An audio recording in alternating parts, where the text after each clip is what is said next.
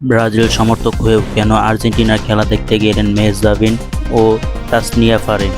বাংলাদেশে আর্জেন্টিনা ভক্ত অনুরাগীদের সংখ্যা কম নয়। সাধারণ দর্শকের পাশাপাশি অভিনেতা অভিনেত্রীরাও রয়েছেন। এ তালিকা বাদ যায়নি মেহজাবিন চৌধুরীও। যুক্তরাষ্ট্রের মেটলাইফ স্টেডিয়ামে গ্যালারিতে বসে খেলা উপভোগ করেছেন ছোট পর্দার জনপ্রিয় এই তারকা। খেলার শুরুতেই সামাজিক যোগাযোগ মাধ্যমে মেহজাবিন এক ছবি পোস্ট করে ক্যাপশন লিখেছেন, আজকে কে জিততে পারে।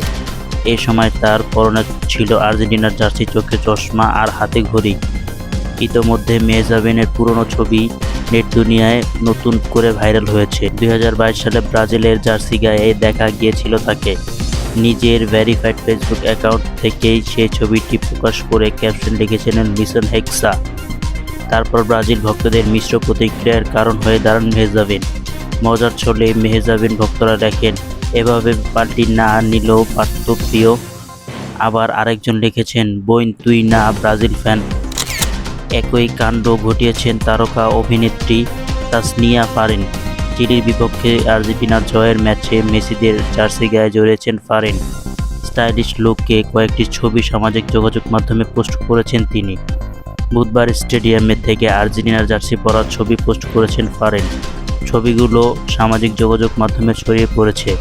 কেউ কেউ লিখেছেন, ব্রাজিল সমর্থক ফারিন তাহলে আর্জেন্টিনার সমর্থক হয়ে গেলেন। মূলত যুক্তরাষ্ট্রে একটি শোতে অংশ নিতে গিয়েছিলেন তাসনিয়া ফারিন। এর মধ্যে আর্জেন্টিনা ও চিলির টিকিট পেয়ে আনন্দিত হয়েছেন। এই বিষয়ে ফারিন বলেন, আমি কখনো গ্যালারিতে বসে ফুটবল ম্যাচ দেখিনি।